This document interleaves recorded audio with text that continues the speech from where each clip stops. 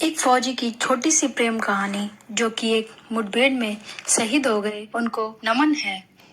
Captain Ayushman Rana की love story. उनकी पत्नी बताती हैं कि आज आयुष्मान के वीर गति चक्र लेने के समय में प्रीति बताती हैं कि वह कैसे उनकी और आयुष्मान की मुलाकात हुई थी।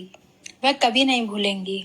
कॉलेज के फर्स्ट ईयर में साथ पढ़ते थे तो उनको एक दूसरे से फर्स्ट साइड वाला लव हुआ था। पहली बार देखकर प्यार हो गया। वह काफी दिनों तक प्यार चला और उनको चिकित्सक सिपाही के रूप में कार्य के लिए बॉर्डर जाना पड़ा। वहीं पर उनकी सालों तक ड्यूटी करते रहे। बीच बीच में हम मिलते भी रहते थे। जब तक हमारी शादी नहीं हुई थी, रोज बातें हुआ करती थी।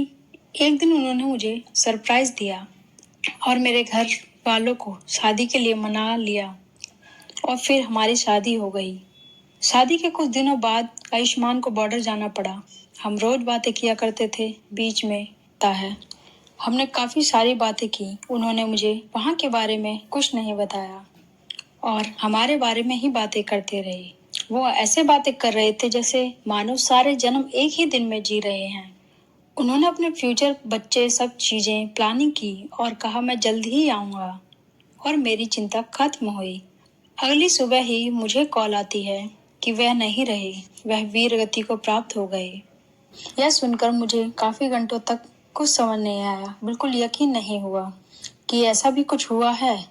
आज जब मैं वीर गति चक्र लेने आई तो मुझे यकीन हुआ कि यह सच है। वह मेरा हीरो रहेंगे हमेशा के लिए और मैं उनकी यादों के सहारे ही जीना पसंद करूंगी। वह मेरे साथ हमेशा हैं, हमेशा मेरे साथ चलेंगे। आज मैं 50 साल की हो चुकी हूँ, लेकिन वह मेरे साथ, मेरे एहसास, इतनी बड़ी दुनिया में मैंने उनके साथ, उनकी इच्छाओं के साथ जीना सीख लिया। मैंने उनकी हर वो इच्छा पूरी की जो उस रात उन्होंने बोली थी। उनका ना होना मुझसे महसूस ही नहीं। ऐसा लगता है वह हमेशा मेरे साथ हैं। अभी भी कुछ देखना बाकी था, हमारे बच्चे, हमारा फ्यूचर, पर यह तो हर कोई करता है। किसी के प्यार में पड़कर और सारी जिंदगी उसके बिना जीना शायद ही कोई कर सकता है। वह सिर्फ एक फौजी की फौजन ही कर सकती है, जो पहले तो इतने सालों महीनों तक दूर रहती हैं और फिर एक दिन अचानक उनके पास खबर आती है कि वह नहीं रहे।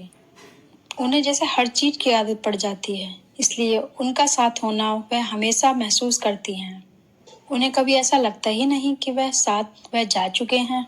वह अपने घर को संभाल भी लेती हैं, उनके माँ बाप को भी ध्यान से रखती हैं। वह भारत माता की सेवा में लगे होते हैं तो फौजन अपने फौजी के माता पिता की सेवा करने में लगी रहती है और उनके अपने फौजी की यादों के सहारे जीती रहती है। नमन है ऐसी फौजन पत्नियों को और उन फौजी जवानों को जो हमारे देश के लिए इतना कुछ करते हैं।